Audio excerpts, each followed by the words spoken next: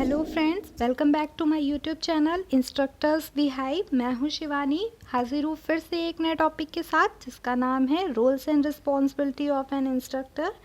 Last video में हमने instructors के रोल्स के बारे में पढ़ा था। आज हम इंस्ट्रक्टर्स की रिस्पॉन्सिबिलिटीज़ के बारे में पढ़ेंगे। लास्ट वीडियो में मैंने वीडियो के साथ ही एक टेस्ट इंक्लूड किया था जिसे कुछ ही लोगों ने दिया है। मैं ये चाहती हूँ कि आप सभी उस टेस्ट को ज़रूर दें और हमारी सीरीज़ में आगे आने वाले टेस्ट को भी देते रहें ताकि आपको पता चले कि एग्ज़ाम में क्वेश्चंस किस तरह के आते हैं और आपकी प्रिपरेशन कितनी हो चुकी है। तो चलिए इस टॉपिक में आगे बढ़ते हैं और टॉपिक पसंद आए तो प्लीज़ लाइक, शेयर और सब्सक्राइब ज़रूर कीजिएगा। तो फर्स्ट रिस्पॉन्सिबिलिटी होती है एक इंस्ट्रक्टर की, वो होती है अपने ट्रेनी के लिए, यानी कि जो भी ट्रेनी उस इंस्टीट्यूट में जिस पर्पस से आया है उस पर्पस को फुलफिल करना और उसे उसके एम तक पहुंचाना। ये एक इंस्ट्रक्टर का फर्स्ट रिस्पॉन्सिबिलिटी होती है। तो फर्स्ट पॉइंट है must guide and instruct them properly and complete the training program as per the schedule। जिस तरह से शेड्यूल किया गया है प्रोग्राम, उस प्रोग्राम के लिए ट्रेनी को गाइड करना कि कैसे कैसे हम काम करेंगे और उसके लिए जो भी फिज़िकल या मेंटल एबिलिटी एक ट्रेनर में होनी चाहिए वो डेवलप करने का काम एक इंस्ट्रक्टर का होता है। सेकेंड पॉइंट है evaluates the trainees performance and bring the trainee who are below average level to the standard level required।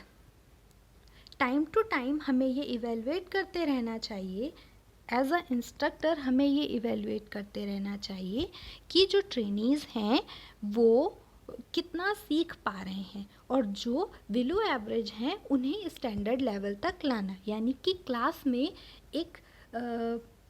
एक लेवल होना चाहिए बच्चों की समझने की क्षमता का। मैं ये मानती हूँ कि सारे बच्चों की समझने की क्षमता एक जैसी नहीं होती है, लेकिन प्रैक्टिस करके वो एक लेवल तक आ सकते हैं। तो जो स्टैंडर्ड फॉर्म है, जो स्टैंडर्ड लेवल है, वहाँ तक लाने की कोशिश एक ट्रेनी को खुद से भी करनी चाहिए और ट्रेनर की ये रिस्पॉन्सिबिलिटी है कि वो उसमें उसकी मदद करे। थर्ड पॉइंट है develop attitude and safe work habits in trainee to use the raw material economically which are given for learning purpose। देख, जो भी रॉ मटेरियल्स हैं उन्हें कैसे यूज़ करना है, कैसे एक इंस्टीट्यूट में जो भी मशीन्स हैं, जो भी इक्विपमेंट हैं, उन्हें यूज़ करने के लिए जो सेफ्टी इक्विपमेंट हैं या जो वर्क हैबिट्स हैं, सेफ वर्क हैबिट्स हैं, उनको डेवलप करना चाहिए।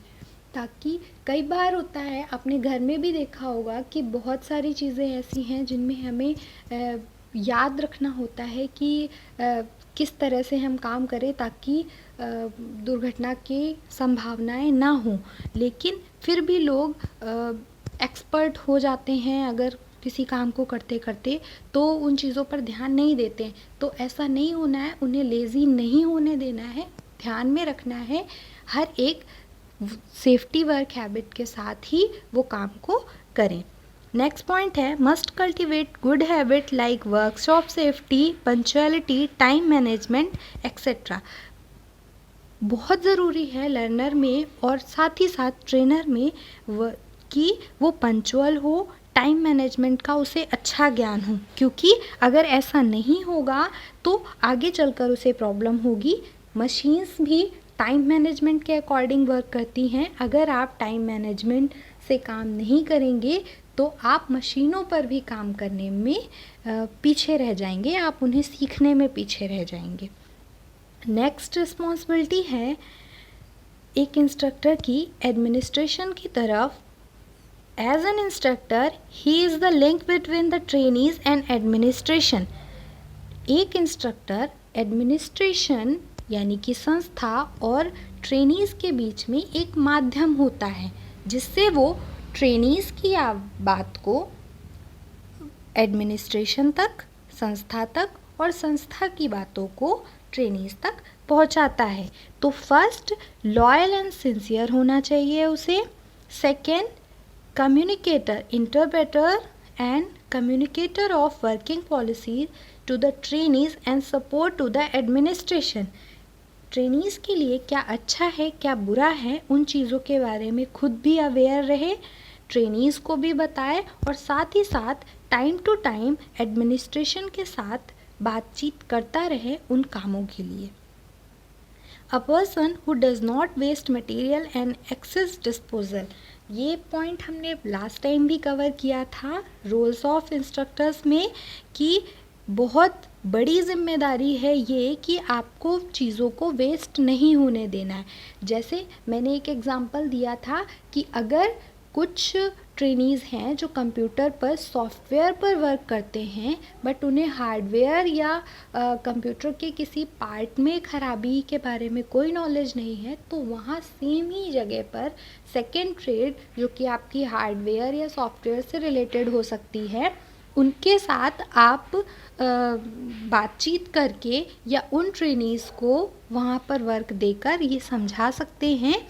ये पॉइंट हमने लास्ट टाइम भी कवर किया था कि अगर कुछ बच्चे हैं जो कंप्यूटर पे वर्क कर रहे हैं, उन्हें सिर्फ सिंपल सा वर्क करना आता है, जस्ट ऑन किया कंप्यूटर को एंड वर्क करना स्टार्ट कर दिया, उन्हें हार्डवेयर या सॉफ्टवेयर से रिलेटेड कोई नॉलेज नहीं है, तो अगर आपके इंस्टीट्यूट में कोई सेकेंड ऐसी ट्रेड है जो हार्डवेयर और सॉफ्टवेयर या नेटवर्किंग से रिलेटेड है, तो आप उन ट्रेनीज़ को वो काम दे सकते हैं ताकि वो अपनी नॉलेज को चेक करके उन कामों को ठीक कर सकते हैं। साथ ही साथ अगर आपके पास फैशन टेक्नोलॉजी की ट्रेड है, एग्जांपल है कि अगर फैशन टेक्नोलॉजी की ट्रेड है तो वो जो भी क्लॉथ मटेरियल्स यूज़ कर रही हैं उसके बाद जो मटेरियल बच जाता है, वो अगर आपके पास आर्ट एंड क्राफ्ट से रिलेटेड कोई भी ट्रेड है तो आप उन्हें वो मटेरियल दे सकते हैं, वो उन मटेरियल का यूज़ करके कुछ बेटर बना सकते हैं। तो इस टाइप का वर्क भी बहुत ज़रूरी है। थर्ड पॉइंट जो है वो है able to maintain discipline and also report the happening of the incident to the administration। ये ध्यान रखना भी बहुत ज़्यादा ज़रूरी है, यानी कि डिसिप्लिन मेंटेन करना, शोर शराबा ना हो, बच्चे आपस में लड़ाई झगड़ा ना करें, सबको बराबर से काम करने का मौका मिले। बहुत बार ऐसा होता है कि मशीनों की या इक्विपमेंट्स की कमी होती है, ट्रेनीज़ ज़्यादा होते हैं, टाइम कम होता है, तो ऐसे समय में एक इंस्ट्रक्टर को ये ध्यान रखना चाहिए कि हर ट्रेनी को बराबर काम करने का मौका मिले ताकि ग्रीवेंसेस ना हो और सभी अच्छी तरीके से सीख सके। नेक्स्ट पॉइंट है टुवर्ड द इंडस्ट्रीज़। देखिए अभी हमने एडमिनिस्ट्रेशन के बारे में बात किया, अब हम इंडस्ट्री के बारे में बात कर रहे हैं। As a industrial establishment are the beneficiaries the instructor should first suggest chances in training program for the day to day development. Industry देखिए, जैसे हमने NSQF के बारे में बात किया, NCVT के बारे में बात किया, DGT के बारे में बात किया, तो इन सब के अंडर में बहुत सारे NSTI या ITOTs हैं, तो ये आपके एडमिनिस्ट्रेशन हुए। लेकिन जो आपकी इंडस्ट्री है वो क्या है, DGT से है ना, सारी चीज़ें जुड़ी हुई हैं। तो time to time day to day जो चेंजेस हो रहे हैं, जो बेटरमेंट के लिए हैं, उनके बारे में ध्यान रखना है और आपको खुद भी सजेस्ट करते रहना है कि क्या बेटर है क्या बेटर नहीं है।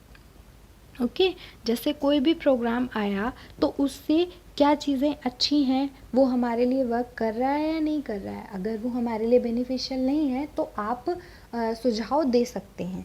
सेकेंड पॉइंट है keep himself update about the latest technology. Market में क्या है जो न्यू है, क्या है जो क्रेज़ में है, किन मशीनों पे ज़्यादा वर्क हो रहा है, इन सब के बारे में एक इंस्ट्रक्टर को अपडेट खुद को रखना चाहिए। जैसा हम लोगों ने लास्ट पढ़ा था, एज अ स्टूडेंट एक इंस्ट्रक्टर को स्टूडेंट की तरह रेगुलर लर्निंग भी करनी होती है, सेल्फ लर्निंग जिसको बोलते हैं, सेल्फ स्टडी। वैसे ही एक इंस्ट्रक्टर के लिए सेल्फ लर्निंग होती है, वो अलग अलग तरीक़ों से न्यूज़पेपर से, आप के मैगज़ीन से इनसे नॉलेज गेन करता रहता है, ताकि वो अपने जो ट्रेनीज़ हैं उनको अच्छे से अच्छी नॉलेज दे सके और जो उस टाइम पर चल रहा है वो समझा सके, बता सके। लास्ट है keep liaison with industries by field visit and placement ETC। Liaison, मैंने लाइजन वर्ड का मतलब लास्ट वीडियो में बताया था कि लाइजन भी एक पुल की तरह ही होता है, दोनों के बीच एक कम्युनिकेटर के तौर पर होता है। जैसे आपके ITI में या आपके आप जहाँ पर भी पढ़ा रहे हैं, नो मैटर, तो वहाँ पर किसी ने कुछ इन्वेंट किया या कोई ऐसा आइडिया ढूंढा या बनाई चीज़ों को, तो उन चीज़ों को ध्यान में रखना है और इंडस्ट्री के साथ टच में रहना है, उनको भी आपके इन्वेंशंस के बारे में बताते रहना है और प्लेसमेंट्स वगैरह की भी जानकारी रखनी है। साथ ही साथ ट्रेनीज़ को बड़े बड़े जो फैक्ट्रीज़ हैं, देखिए बहुत सारी मशीन्स ऐसी होती हैं जो आप ट्रेनिंग के लिए अपने पास नहीं रख सकते, उन्हें सिर्फ रियल एनवायरनमेंट में ही यूज़ किया जाता है, क्योंकि उन मशीनों पर इतना ज़्यादा खर्च आता है। तो ऐसे में ज़रूरी है कि आप ट्रेनीज़ को टाइम टू टाइम ऐसी जगहों पर विज़िट कराएं। नेक्स्ट पॉइंट है हमारा toward the society and nation. देखिए इस पॉइंट को मैं अंदर नहीं पढ़ने वाली हूँ, क्योंकि ये पॉइंट सिंपली सिर्फ इतना बताता है कि आपको जो भी सोसाइटी से मिल रहा है वो किसी न किसी के थ्रू मिल रहा है, तो आपको भी चाहिए कि आप सोसाइटी के लिए कुछ करें। आप अपने लर्नर्स को इतना ट्रेन करें कि वो सोसाइटी के लिए अच्छा वर्क कर सकें। आप जिस तरह से पहुँचे हैं, आप सिर्फ क्लास में ही एक इंस्ट्रक्टर नहीं है। अगर आप इंस्ट्रक्टर बन चुके हैं, आप में ये एबिलिटी है, तो आपको जहाँ भी ज़रूरत हो वहाँ अपनी नॉलेज का यूज़ करना चाहिए। ओके, तो इस टॉपिक को मैं बहुत ज़्यादा डीपली नहीं लेने वाली हूँ। आप इस स्लाइड का स्क्रीनशॉट लेकर इसे अच्छे से पढ़ सकते हैं और अगर कोई प्रॉब्लम हो तो आप मुझसे बाद में डिस्कस कर सकते हैं। नेक्स्ट पॉइंट है टुवर्ड हिमसेल्फ और हरसेल्फ। एक इंस्ट्रक्टर होने के नाते आपकी कुछ रिस्पॉन्सिबिलिटी अपने लिए भी हैं। अपने लिए का मतलब आपके जीवन यापन या आपकी फैमिली से रिलेटेड नहीं है। आपके लिए मतलब आपको कहाँ कहाँ पर इम्प्रूवमेंट की ज़रूरत है। The instructor's job is to noble one and thrust him her with a lot of responsibilities in the course of performing a job. First, he should be sincere and honest toward the profession. आपको अपने profession के साथ में honest रहने की ज़रूरत है, यानी कि आप ऐसा बिल्कुल नहीं कर सकते हैं कि अगर काम चल रहा है तो चलने दो, वो ज़्यादा मेहनत करने की क्या ज़रूरत है। नहीं, आपको ज़्यादा से ज़्यादा मेहनत करनी है, क्योंकि जो युवा हैं वो हमारे देश का भविष्य है। आप उन्हें अच्छा सिखाएंगे तो वो आगे नॉलेज को अच्छी तरह से वो भी स्प्रेड करेंगे। ठीक है। सेकंड पॉइंट है कल्टिवेट्स प्लीजेंट मैनर। आपको ध्यान रखना है कि माहौल में स्ट्रेस नहीं आने देना है। काम कितना भी कठिन क्यों ना हो, आपको माहौल इस तरह का बनाकर रखना है ताकि लर्नर्स को चीज़ें बर्डन ना लगे, यानी बोझ सा ना लगे, वो चीज़ों को खुशी खुशी सीख सके। थर्ड पॉइंट है maintain the dignity of the profession. Profession का गौरव बनाकर रखना है। इस बात को समझाने की बहुत ज़्यादा ज़रूरत नहीं है, आप सभी जानते हैं कि कैसे प्रोफेशन का गौरव बनाकर रखना है। आप सभी का स्कूल टाइम में रहा होगा कि कभी लगता होगा कि ये टीचर अच्छा नहीं पढ़ाते हैं, ये टीचर बहुत अच्छा पढ़ाते हैं। तो वो जो डिफरेंस है वो आप समझते थे उस समय, समझ रहे हैं, तो उन चीज़ों को ध्यान में रखना है और कैसे आप एक अच्छे टीचर बने ताकि लोग आपके बारे में, आपके जो लर्नर्स हैं वो आपके बारे में अच्छा ही बोलें। ये चीज़ आपको ध्यान में रखने की ज़रूरत है। नेक्स्ट पॉइंट है keep good health and update the knowledge. बार बार ये पॉइंट आ रहा है कि आपको अपनी नॉलेज को अपडेटेड रखना है, अपनी हेल्थ का ध्यान रखना है। आप मेक श्योर करें कि आप साफ सुथरे आयरन कपड़े पहने, इतने ज़्यादा कपड़े इतने आपके भड़कीले ना हो कि बच्चों का पढ़ते समय दिमाग आपके कपड़ों उनके ब्रांड्स की तरफ हो। साथ ही साथ आपके जेस्चर्स, हाव भाव जिन्हें बोलते हैं, वो बहुत ही सटीक हो, और जो आपका आई कांटेक्ट है वो सारे बच्चों के साथ हो। इन छोटी छोटी चीज़ों का भी ध्यान रखना बहुत ज़्यादा ज़रूरी है। लास्ट पॉइंट है टेक इंटरेस्ट इन टीचिंग। आप टीचिंग को बोरिंग मेथड से मत पढ़ाइए। आप इंटरेस्ट लेंगे तो बच्चे सब्जेक्ट में इंटरेस्ट लेंगे। ठीक है, आपका काम है कि आप इंटरेस्ट जगाएं। अगर आपको कोई चीज़ बोरिंग लग रही है तो आप कोशिश कीजिए कि वो आपको कैसे अच्छी लगे। आपको समझ में आएगी कहानी या एग्जाम्पल्स ऐसे आप ढूंढेंगे, तो आपको जब इंटरेस्ट आएगा तो बच्चे भी इंटरेस्टेड होकर पढ़ेंगे।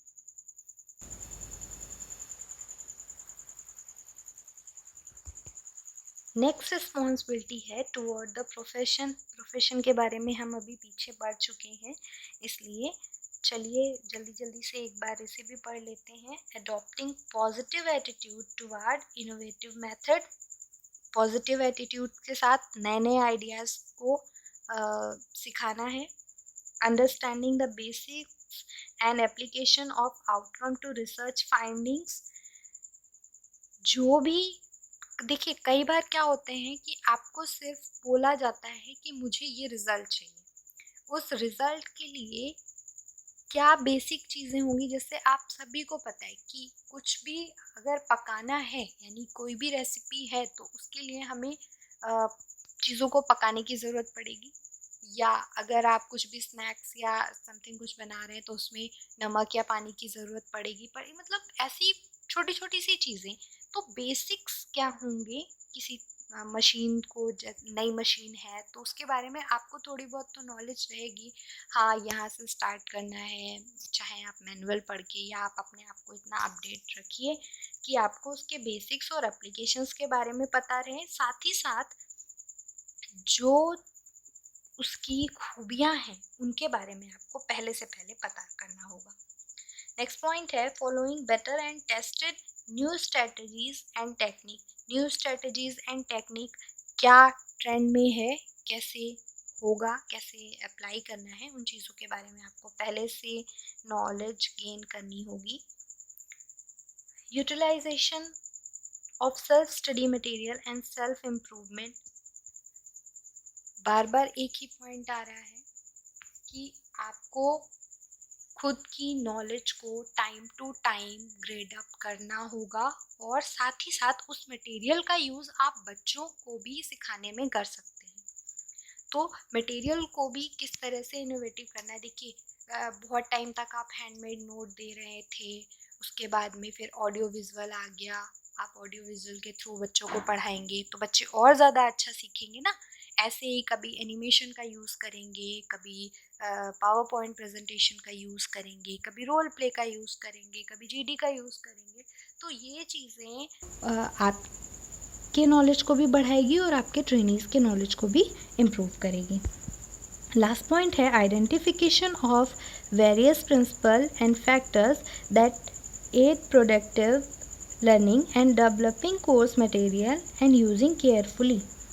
चीज़ों को केयरफुली करना है। मशीन्स जो भी आ रही हैं उनको, न्यू मशीन्स हैं, उन्हें अवॉइड नहीं करना है कि नहीं मुझे ये चलाने नहीं आते तो मैं इन पर नहीं सिखाऊंगा, मैं नहीं बता सकता हूँ।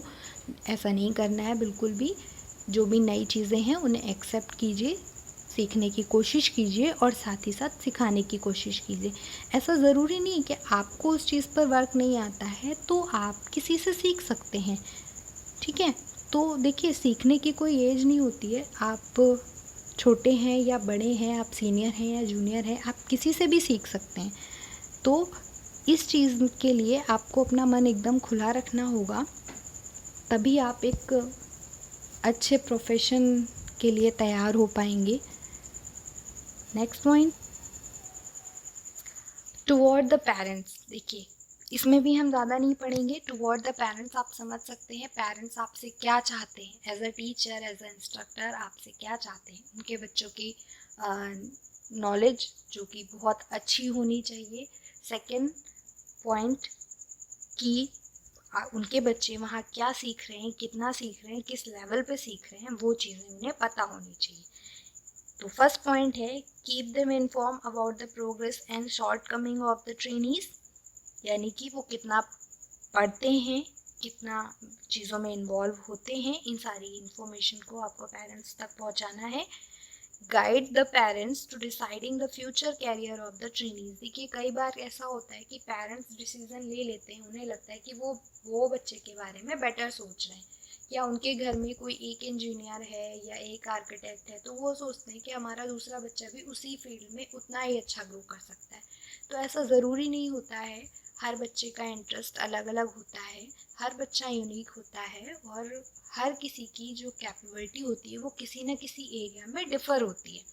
ठीक है, तो आपको पेरेंट्स, देखिए बच्चों के एज में और पेरेंट्स के एज में बहुत डिफरेंस होता है। और कई बार पेरेंट्स ये सोचते हैं कि वो जो सोच रहे हैं वही ठीक है, बच्चे नहीं समझते हैं। तो ऐसा नहीं करना है आपको। एक दोस्त की तरह पेरेंट्स के साथ और ट्रेनीज के साथ कम्युनिकेट करना है और समझना है कि वो क्या चाहते हैं, और उस एरिया में या उस फील्ड में क्या क्या अच्छी चीज़ें हैं वो आपको पेरेंट्स को भी बतानी है। और कैसे आपको मतलब अगर एक तरह से बोलें तो माइंड मेकअप करवाना है उनका कि वो उस अपने बच्चों को गलत डायरेक्शन में ना जाने दें। ठीक है, देखिए कई बार ये होता है कि आप ज़बरदस्ती किसी कोर्स में अपने बच्चों का एडमिशन करा देते हैं, तो उससे क्या होता है कि बच्चों का तो उन चीज़ों में मन नहीं लग रहा, वो उसकी बजाय कुछ गलत हरकतें करने लगते हैं। तो ऐसा नहीं होना चाहिए, आपको पेरेंट्स को समझाना चाहिए और साथ ही साथ ट्रेनीज को भी समझाना चाहिए कि क्या बेटर है और क्या रोस्ट। तो ये टॉपिक यहीं ख़त्म होता है। नेक्स्ट टॉपिक मैं फिर से लेकर आऊँगी और साथ ही साथ एक टेस्ट भी लेकर आऊँगी। इसके साथ भी आपको मोटिवेशन वीडियो से रिलेटेड एक टेस्ट मिलेगा। मुझे नहीं लगता कि ये टेस्ट इतना टफ है। अगर आपने वीडियो को ध्यान से देखा है और आप सेल्फ स्टडी कर रहे हैं तो आप टेस्ट को अच्छे से परफॉर्म कर पाएंगे। तो आप सबसे फिर से रिक्वेस्ट करना चाहूँगी कि मेरे लास्ट वीडियो को भी आप देख लें, उस टेस्ट को भी देकर देखें, आपके लिए बहुत बेनिफिशियल होगा। आज का टॉपिक यहीं ख़त्म करते हैं, मिलते हैं नेक्स्ट टॉपिक में। Thanks for watching this video.